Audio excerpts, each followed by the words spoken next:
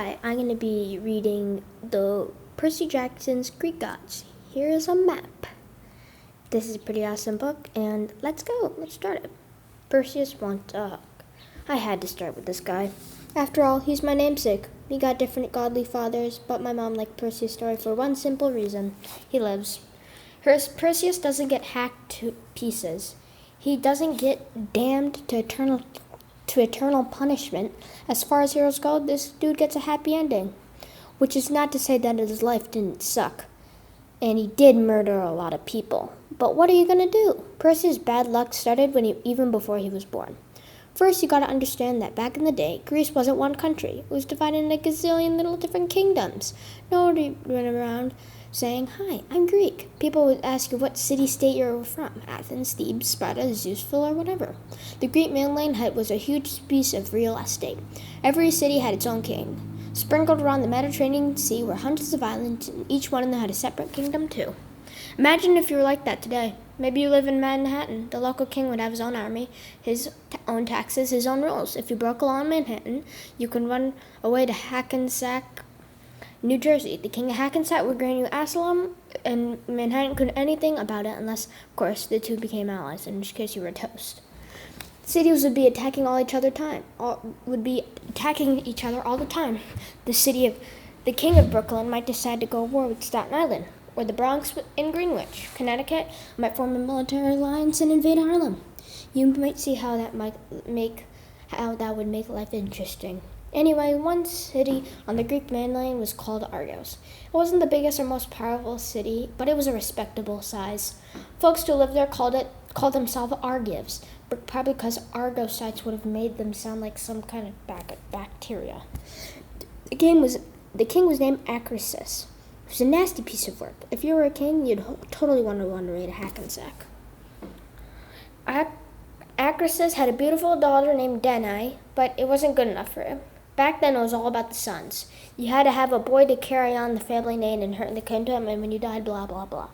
Why couldn't a girl take over a kingdom? I don't know. It's stupid, but that's how it was. Acrisius kept yelling at his wife, "I have sons. I want sons," but that didn't help. When his wife died, probably from stress, the king started getting real nervous. If he died without offspring, his younger brother, Protus, would take over the kingdom, and two of them hated each other. In desperation, Acrisius took the trip to the Oracle of Delphi to get his fortune read. Yeah, going to the Oracle is usually what we call a bad idea. You had to take the long trip to the city of Delphi and visit this dark cave at the edge of town, which revealed a lady sat on a three-legged stool inhaling volcanic vapor all day and seeing visions. You would leave an expensive offering with priests at the door. Then you would ask the oracle one question. Most likely she'd answer some rambling riddle, then leave you confused, terrified, and poorer. But like I said, Acrisius was desperate. He asked, "Oh, oracle, what's the deal with me not having any sons? Who's supposed to take the throne and carry on the family name?" This time, Oracle did not speak in riddles. "That's easy," she said in a raspy voice. "You have never had sons. One day your daughter Danae will have a son. That boy will kill you and become the next king of Argos. Thank you for the offering. Have a nice day." Stunned and angry, Acrisius returned home. When he got to the palace, his daughter came to see him. "Father, what's wrong? What did the oracle say?" He stared at Danae, his beautiful girl with long dark hair and lovely brown eyes. Many men had asked to marry her. Now all Acrisius could think was the prophecy. He would never allow Danae to marry. She could never have a son. She wasn't her daughter anymore. She was his death sentence. "Your oracle said that you were the problem," he snarled. "You will betray us. You will see me murdered." "What? Deny radical golden rock? Never, father." "Guards," Acrisius yelled. "Take this vile creature away." Danae couldn't understand what she'd done. She'd always try to be kind and considerate. She loved her dad, even though he was scary and angry and kept like to hunt peasants in the wood with a spear and pack of rabid dogs. Danae always made appropriate services to all the gods. She said her prayers, she ate her vegetables, did all her homework. Why was her dad suddenly convinced she was a traitor? She got no answers. The guards took her away and locked her in the king's maximum security underground cell, a broom-sized closet with a toilet, a stone slab for a bed, and 12-inch thick bronze walls. One heavily grated air shaft in the ceiling allowed Danae to breathe and get a little light, but on hot days, the bronze cell heated up like a boiling tea kettle. The triple locked door had no window, just a small slot at the bottom for a food tray. King Arceus kept the only key because he didn't trust the guards. Each day, Denai got 2 dry biscuits and a glass of water. No yard time, no visitors, no internet privileges, nothing. Maybe you're wondering, if Arceus was so worried about having children, why didn't he just kill her? Well, my evil thinking friend, the dogs took family murders very seriously, which is weird since God's basically invented family murders. If you killed your own child, Hades would make sure you got a special punishment in the underworld. Fairies would come after you. The fates would snip your lifeline, so major bad karma would mess up your day. However, if you tried to accidentally expire in an underground cell, that wasn't strictly murdered. It was more like, oops, how did that happen? For months, Denai languished in her underground cell. There wasn't much to do except little doilies out of water and biscuits and water, or talk to Mr. Toilet. So she spent most of her time praying to the gods for help. Because she got her attention, maybe she got her attention because he was so nice.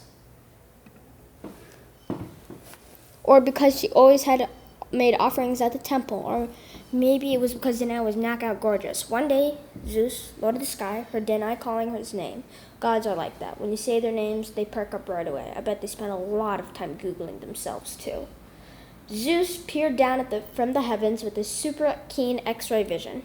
He saw the beautiful princess trapped in her bronze cell, laminating her cruel fate. Dude, that is wrong, Zeus said to himself. What kind of father imprisons their own kids so he can't fall in love or have kids?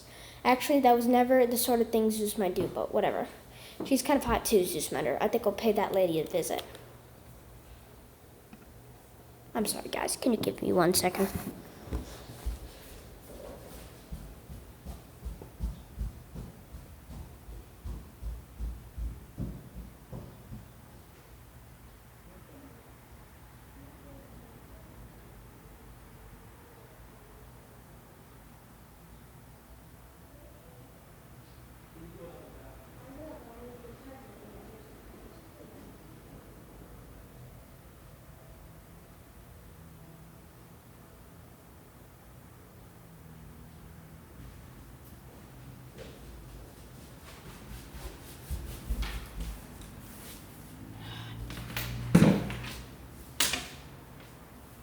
Zeus was always doing stuff like this. He'd fall in love with some mortal girl on first sight, drop her into her life like a romantic hydrogen bomb, and mess up her entire existence, then head back to Mount Olympus, leaving his girlfriend to raise a kid all by herself.